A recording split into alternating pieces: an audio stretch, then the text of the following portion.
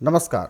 बहुत बहुत स्वागत है आपका आयुर्वेद पर आधारित हमारे इस बेहद खास कार्यक्रम स्वस्थ विचार में। मैं हूं आपके साथ आपका साथी विकास। दर्शकों, स्वस्थ विचार कार्यक्रम एकमात्र ऐसा कार्यक्रम है जिसमें आपको आयुर्वेद से संबंधित जानकारी दी जाती है और आयुर्वेद के तमाम उन रहस्यों से आपका परिचय कराया जाता है जिनसे आप आज तक अनभिज्ञ थे।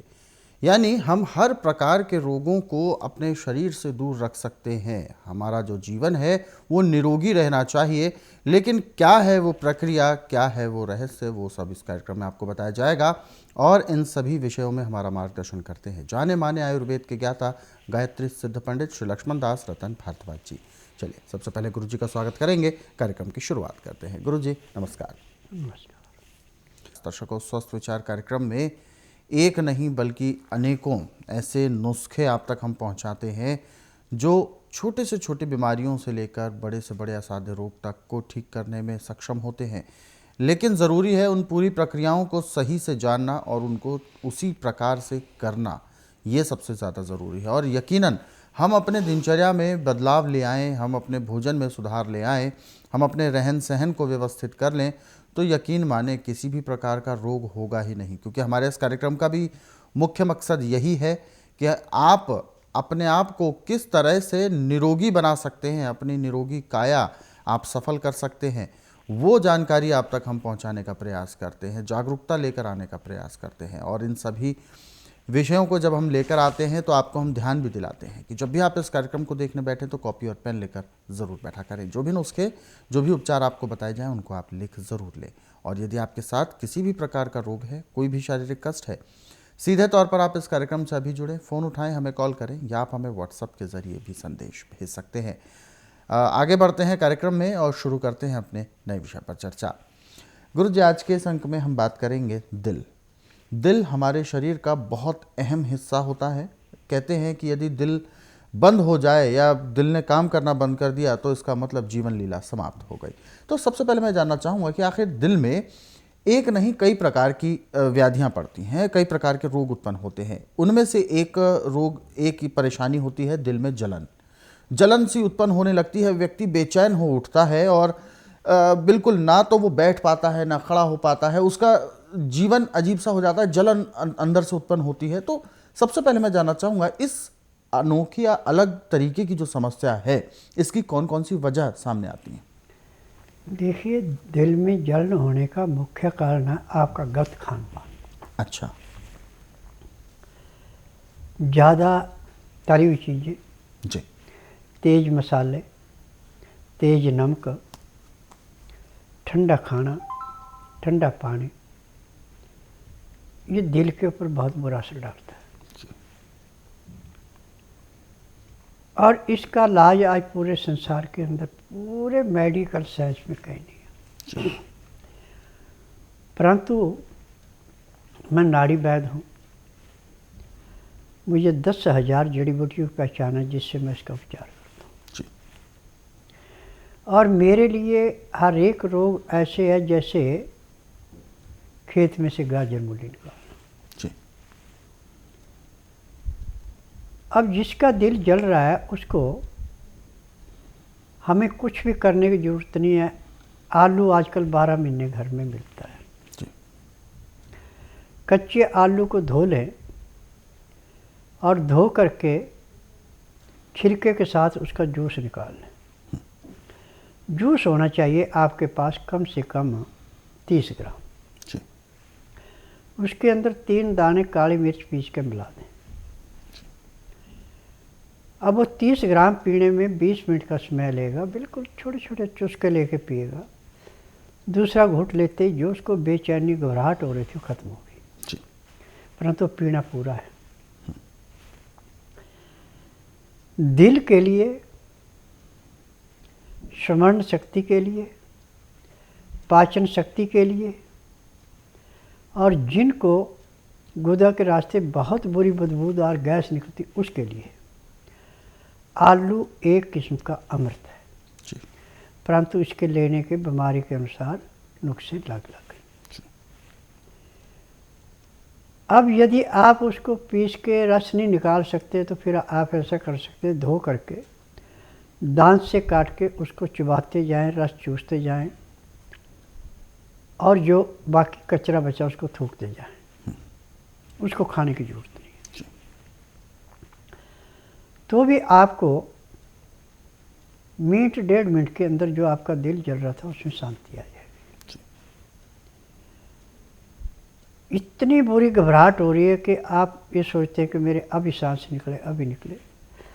आलू का रस जैसे ही आपके पेट में गले से उतरा उसी टाइम शांति मिल गई।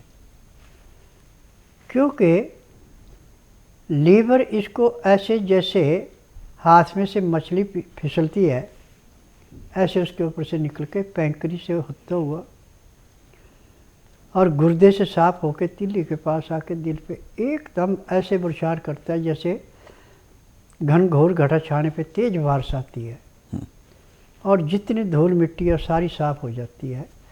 ऐसे दिल की सफाई करता है। अब ऐसे मरीज मेरे पास हर महीने 8 से 10 मरीज आते हैं। दवाइयाँ तो दी जाती हैं उनको भी खाने के, परंतु मेन उनको बताया जाता है कि आप ये आलू का जूस जरूर पिएं।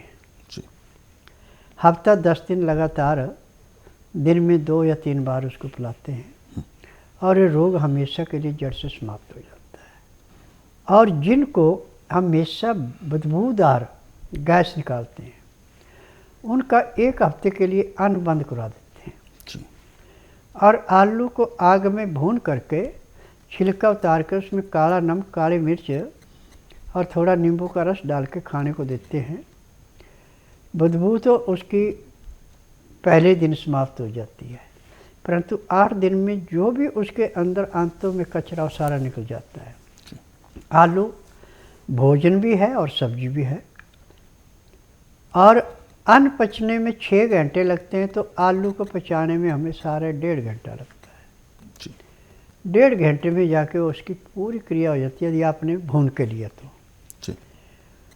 और यदि आपने पानी में उबाल के लिया, छिलका उतार दिया, तो आप ये समझो कि जैसे पानी में पत्थर जाके अंदर बैठता है ऐसे आंतों में भी फंस जाता है। छिलके के साथ जो अंदर इसके विटामिन, गंधक, silicon, vitamin A, B, C, D है, ये सब छिलके के साथ निकल जाता है, फिर लाभ नहीं होता। जितने भी पतली छिलके वाली चीज़ें हैं इनके छिलके के साथ ही सारी चीज़ें होती है, छिलके की परत के साथ होती है। भून करके जब हम परत उतार देते हैं तो सारा जो गुण है वो अंदर रह जाते हैं, परंतु जब हम छिलका उतार के फेंकते हैं और फिर उसको बना के खाते हैं तो वो नुकसान करता है। जी, यहाँ पर मैं गुरुजी आपको रोकना चाहूँगा कि अधिकतर ऐसा देखा जाता है, हालांकि आपने जो बताया है बहुत ही वैज्ञानिक तौर पर आपने चीज़ें बताई हैं, लेकिन एक अपवाद भी है या डॉक्टरी सलाह भी होती है, छिलके वाली चीज़ों को डॉक्टर बिल्कुल सख्त मना करते हैं कि सख्त चीज़ें नहीं खानी है, शायद पेट में उसमें जमती हैं, पथरी बनती है, बहुत सारी चीज़ें बताई जाती हैं। देखिए, छिलके से पथरी कभी नहीं बनती। अच्छा। पथरी बनती है बिस्कुट से जी, ब्रेड से, परांठे से, तली हुई चीज़ों से। जी। जब खाना खाते समय पानी नहीं पीते और इन चीज़ों का प्रयोग करते हैं तो पित्ते में या गुर्दे में जाके ऐसे बैठती है जैसे पानी में पत्थर बैठता है। अब जब उसके बाद पानी पीते हैं घंटे, 1.5 घंटे या 2 घंटे बाद, वो भी ठंडा पानी पीते हैं, तो उसमें और जैसे लोहे को गर्म करके टेम्पर देते ऐसे टेम्पर आता है। यदि आप खाना खाते समय 2 गिलास गर्म पानी, लहसुन, प्याज, अदरक का रस मिला के पीते हैं और ताज़ा गर्म गर्म खाना खाते हैं, खाने का तरीका है कि 2-4 ग्राही खाना खाया, 2 घुट पानी पिया, 2-4 ग्राही खाना खाया, 2 घुट पानी पिया। खाना खाने में, पानी पीने में यदि आप 1 घंटा लगा देते हैं तो आपको आखिरी सांस तक कभी किसी डॉक्टर, हकीम के पास जाने की ज़रूरत नहीं पड़ेगी, ना ही आपको कोई रोग होगा।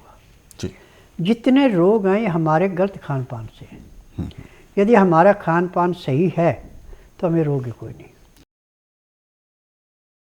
मेरा नाम दत्तात्रेय टिप्परकर है, रायचूर से आया हूँ सब। कर्नाटक रायचूर हार्ट का प्रॉब्लम था, स्टंट डाले थे डॉक्टर ने, दवाई सब चालू थी मेरी दवाई, तो डॉक्टरों ने बोला कि लाइफ लॉन्ग तक दवाई लेना पड़ता।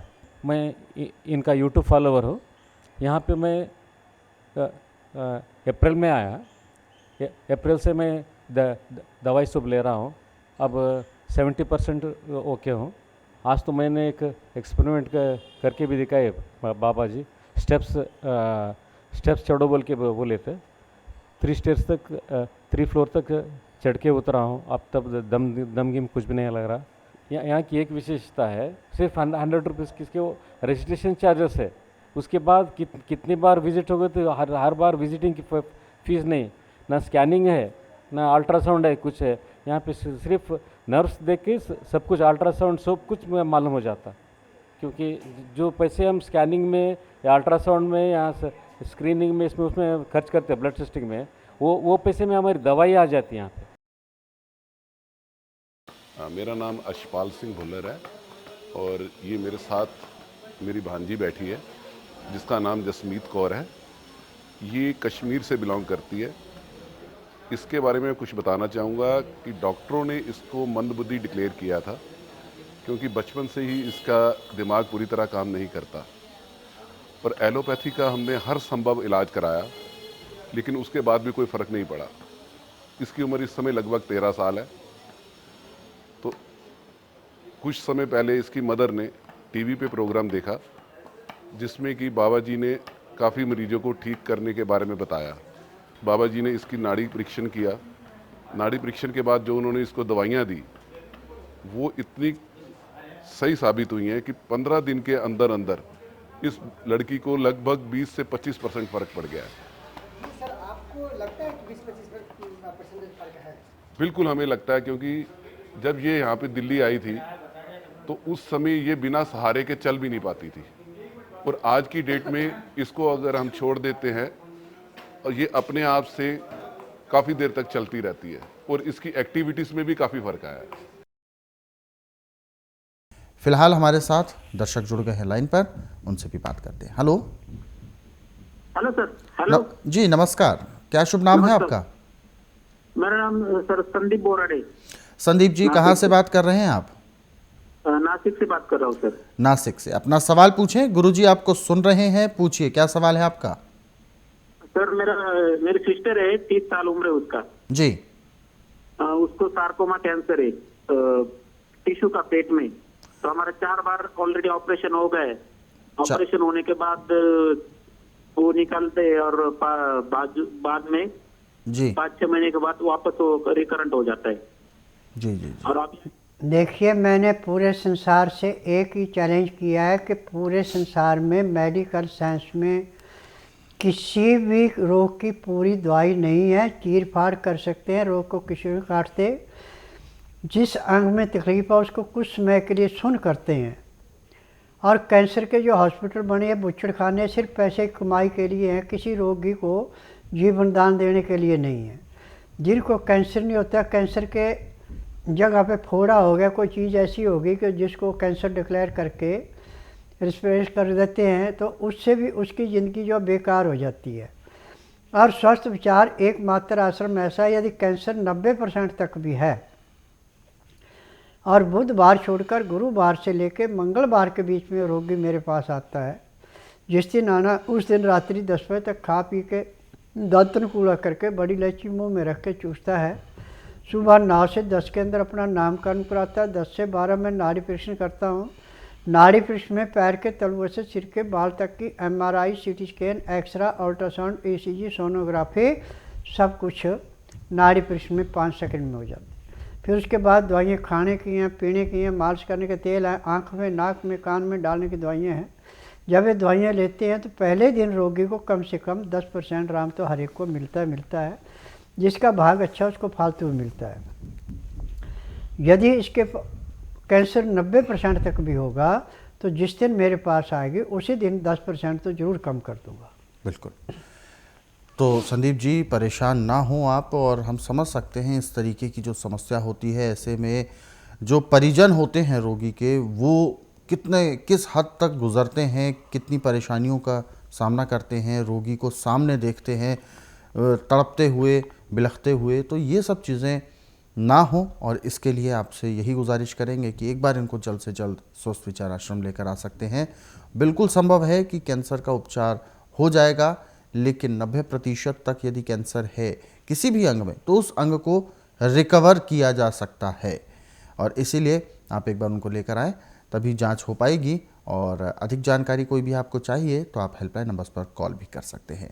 आगे बढ़ते हैं कार्यक्रम में, और जो दर्शकों ने हमें संदेश भेजे हुए हैं उन संदेश पर बात करते हैं। दिनेश्वर ठाकुर जी हैं और इन्होंने अपना सवाल भेजा है। नाक के अंदर हड्डी बढ़ी हुई है और डॉक्टर कहते हैं कि इसका ऑपरेशन होगा। बच्चा है 15 वर्ष का और उसके सिर में भी दर्द रहता है। तो ये सबसे पहले यही कंसल्ट करना चाहते थे कि क्या वास्तव में ऑपरेशन से ये चीज़ें? देखिए, ऑपरेशन से कोई फर्क नहीं पड़ता और ये हड्डी नहीं बढ़ती, ये मांस फूलता है नज़ला बिगड़ने से। और ऑपरेशन करेंगे तो दोबारा फूलेगा। आप ऐसा कीजिए, बुधवार छोड़कर गुरुवार से लेके मंगलवार के बीच में इसको मेरे आश्रम में लाइए। जिस दिन आश्रम में लाना उस दिन रात्रि 10 बजे तक खिलाफ ला के दातन कूड़ा करा के बड़ी इलायची इसको मुंह में चूसने के लिए दे दें। सुबह 9 से 10 के अंदर इसका नामकरण कराना। 10 से 12 में नाड़ी परीक्षण करूँगा। नाड़ी परीक्षण में पैर के तलुए से सिर के बाल तक की MRI, CT scan, x-ray, ultrasound, ECG, sonography सब कुछ 5 सेकंड में हो जाए। फिर उसके बाद दवाइयाँ खाने की हैं, पीने की हैं, मालिश करने के तेल हैं, आँख में, नाक में, कान में डालने की दवाइयाँ हैं। जैसे इसके नाक में दवाई डाली जाएगी तो उसी दिन इसको कम से कम 10% आराम तो ज़रूर मिलेगा। 15 दिन में इसको कम से कम 50 से 60% आराम मिलेगा। 1 महीने में पूर्ण रूप से स्वस्थ हो जाएगा। जो रात को ये खराटे लेता है, हफ्ते के बाद इसके खराटे आने भी बंद हो जाएंगे। और इसमें नाड़ी परीक्षण के बाद जो परहेज बताए जाएंगे वो बहुत सख्त हैं। ठंडा पानी नहीं पीना, मैदे की चीज़ें कोई नहीं खानी, बासी खाना नहीं खाना, ताज़ा खाना खाते समय 2 गिलास गर्म पानी, लहसुन, प्याज, अदरक का रस मिला के पीते हैं तो 1 महीने में बच्चा पूर्ण रूप से स्वस्थ हो जाएगा। आगे बढ़ते हैं कार्यक्रम में। ज्योति प्रभा जी हैं और बिलासपुर छत्तीसगढ़ से, और इन्होंने अपना सवाल पूछा है। अनमैरिड हैं और अनचाहे बाल जो चेहरे पर इनके आते हैं ये उनसे बहुत ज़्यादा परेशान हैं और इस वजह से इनके विवाह में भी थोड़ा सा दिक्कत आ रही है, क्योंकि चेहरे के ऊपर जो बाल होते हैं उससे काफ़ी रूप में काफ़ी परेशानी होती है। देखिए बेटा, जब औरत के हार्मोन्स बिगड़ जाते हैं तो चेहरे पे बाल आते हैं। आज इन बालों का इलाज पूरे संसार के अंदर मेडिकल साइंस के पास आयुर्वेद, यूनानी, होम्योपैथिक में नहीं है, परंतु मेरे पास इसका उपचार है। अब नाड़ी परीक्षण से आपका पता लगेगा कि हार्मोन्स किस वजह से बिगड़े हैं।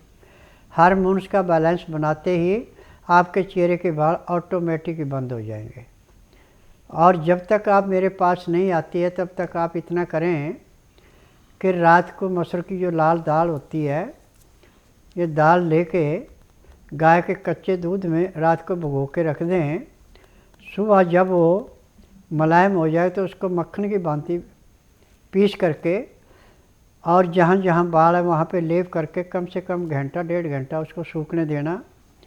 और उसके बाद हल्का गर्म पानी लेके उसको आस्ता आस्ता धोना और मसलते जाना। जो उसके साथ बाल निकल जाएगा वो दोबारा बाल नहीं आएगा। परंतु हार्मोन्स का जब तक बैलेंस नहीं होगा तो नए बाल और उगते रहेंगे। परंतु नाड़ी परीक्षण के बाद जब आपको दवाइयाँ दी जाएंगी, हार्मोन्स का बैलेंस बराबर किया जाएगा तो दोबारा बाल आएंगे नहीं। जी, फिलहाल एक और दर्शक हमारे साथ हैं लाइन पर, आइए उनसे बात करते हैं। हेलो। दाएं गाल पर नसों में दर्द रहता है। जी, चेहरे के बाईं ओर दर्द रहता है। देखिए, दर्द होने का कारण जब तक नाड़ी परीक्षण नहीं किया जाएगा तब तक पता नहीं लगेगा। मैं आपको कह भी दूं कि आप ये कर लो, टेम्परेरी रिलीफ मिलेगी तो उससे आपको नुकसान ही मिलेगा। सबसे अच्छा है कि आप बुधवार छोड़कर गुरुवार से लेकर मंगलवार के बीच में मेरे आश्रम में आइए। जिस दिन आश्रम में आना उस दिन रात्रि 10 बजे तक खा पी के दातन कूड़ा करके बड़ी इलायची मुंह में रख के चूसते रहना। सुबह 9 से 10 के अंदर अपना नामकरण कराना। 10 से 12 में नाड़ी परीक्षण करूँगा। नाड़ी परीक्षण में पैर के तलुए से सिर के बाल तक की MRI, CT scan, x-ray, ultrasound, ECG, sonography सब कुछ हो जाएगा।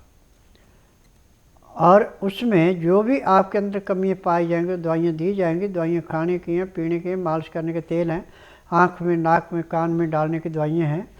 और यदि चेहरे के जो आप मुंह पे कह रहे हैं कि मुझे इसमें दर्द है, उसमें यदि अंदर सूजन है या किसी नस के अंदर ब्लॉकिंग है तो उसमें एक पाउडर और तेल मिला के लेप किया जाएगा जैसे मेहंदी का करते। फिर ऊपर डॉक्टर वाली रुई लगा के सेलो टेप खाकी रंग से पट्टी की जाएगी। पट्टी करने के आधे घंटे बाद आपको दर्द नहीं रहेगा, परंतु 3-4 पट्टियों में ये जो सूजन है, कोई भी तकलीफ है, समाप्त हो जाएगी। बिल्कुल।